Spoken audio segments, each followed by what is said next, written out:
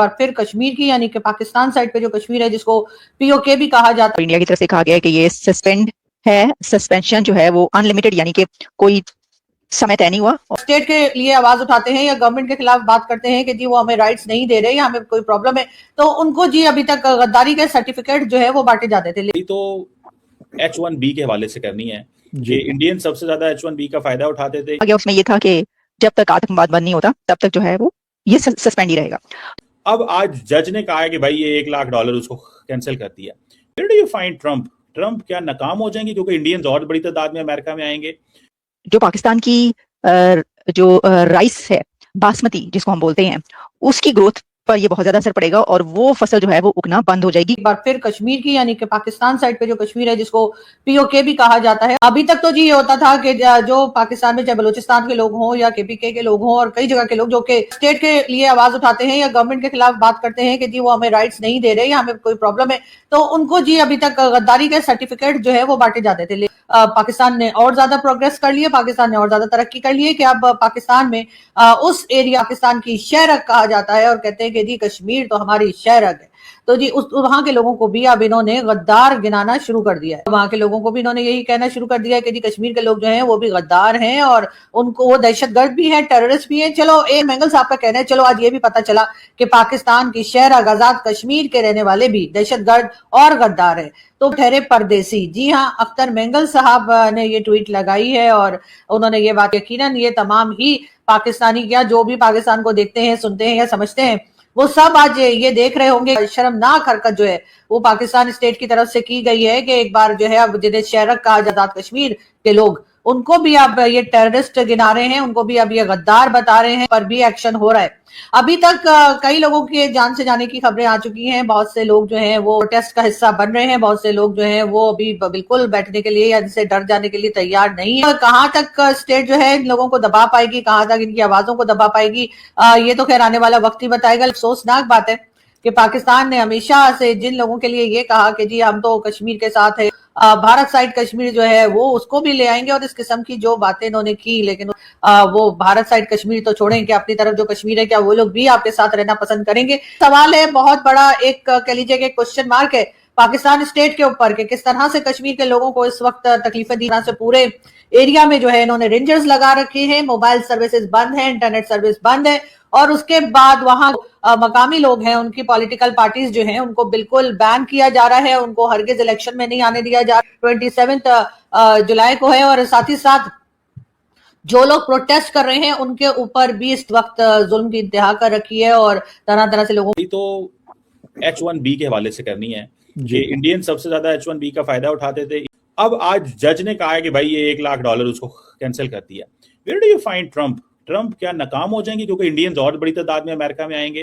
तो कैसे देखते हैं ये जो पॉलिटिक्स चल रही है, एग्जीक्यूटिव जुडिशरी की जो लड़ाई चल रही है इस वक्त हल्की हल्की? Trump has shown no respect for the American constitution.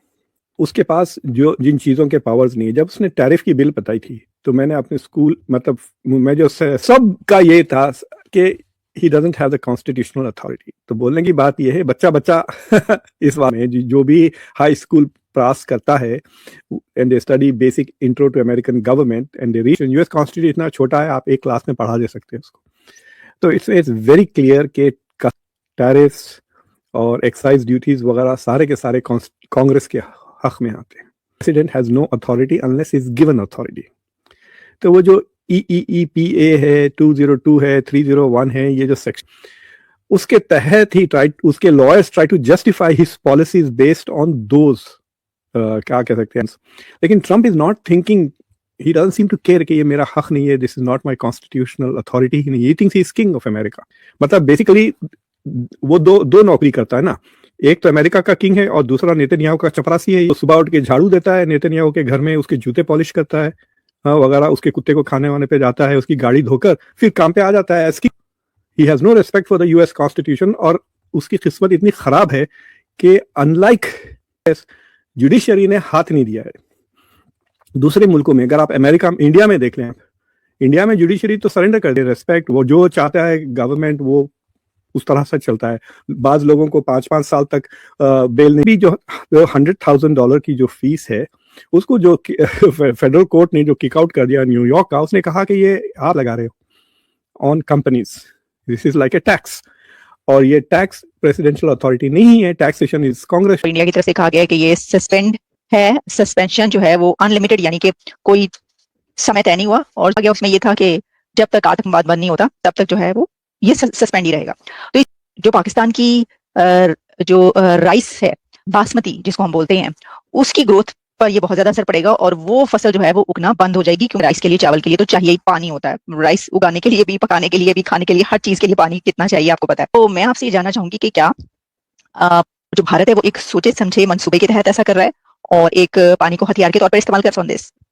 देखिए, इंडस वाटर ट्रीटी का सस्पेंशन एक अलग चीज है और ये टनल एक अलग चीज है। चेनाब रिवर से ब्यास में पानी लेके आएगी 2532 करोड़, 232 करोड़ का इसका बजट।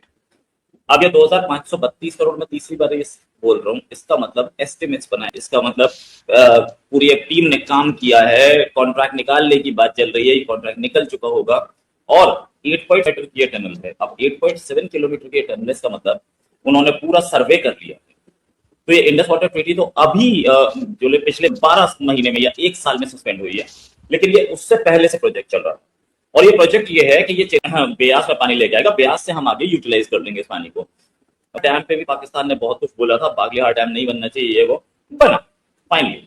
अच्छा, ये कुछ नदियों का जो है पूरा पानी जो है, ज्यादातर तो पानी पाकिस्तान में जाता है, नो डाउट। हम लोग जितना यूज कर लेते बाकी पाकिस्तान में चला जाता है। अरे दोस्तों, जय हिंद। आपका हमारे यूट्यूब चैनल में स्वागत है। आसिम मुनीर का बुरा दिन आ गया है, उनकी सत्ता और शक्ति जाने वाली है, शहबाज शरीफ का भी, और जो फील्ड मार्शल बने हैं आसिम मुनीर उनके भी, क्योंकि अब वहाँ पीओके में चुनाव करा रहे थे, वहाँ की जनता ने भड़क गया है, वहाँ दंगा हुए, लगभग 100 से ज़्यादा लोग मारे गए हैं, और वहाँ पाकिस्तान में पानी का भी शार्टेज होने लगा है, क्योंकि जो इंडस वाटर ट्रीटी था उसको कैंसिल होने के बाद, सस्पेंड होने के बाद वहाँ पर पानी का दिक्कत होने लगा है। अब वो हम ठीक है, हम कितना पानी डालेंगे, और इंडस वाटर ट्रीटी जो थी वो ये थी कि हम कब पानी छोड़ रहे हैं, ये पाकिस्तान को इन्फॉर्मेशन देंगे। इंडस वाटर ट्रीटी सस्पेंड हुई, डैम बनाने का हमारा हक इन नदियों पे वो अब भी है। डैम तो पानी डाइवर्ट हो जाएगा, नो डाउट, लेकिन जाएगा कहाँ? ब्यास में, और ब्यास जो है आगे फर्दर फ्लो करेगी पाकिस्तान, लेकिन हम उसमें से कुछ यूज कर लेंगे, बहुत ज्यादा यूज नहीं कर पाएंगे। हाँ, डाइवर्ट कर रहे हैं तो फ्लो उसको यूज करने के लिए डाइवर्ट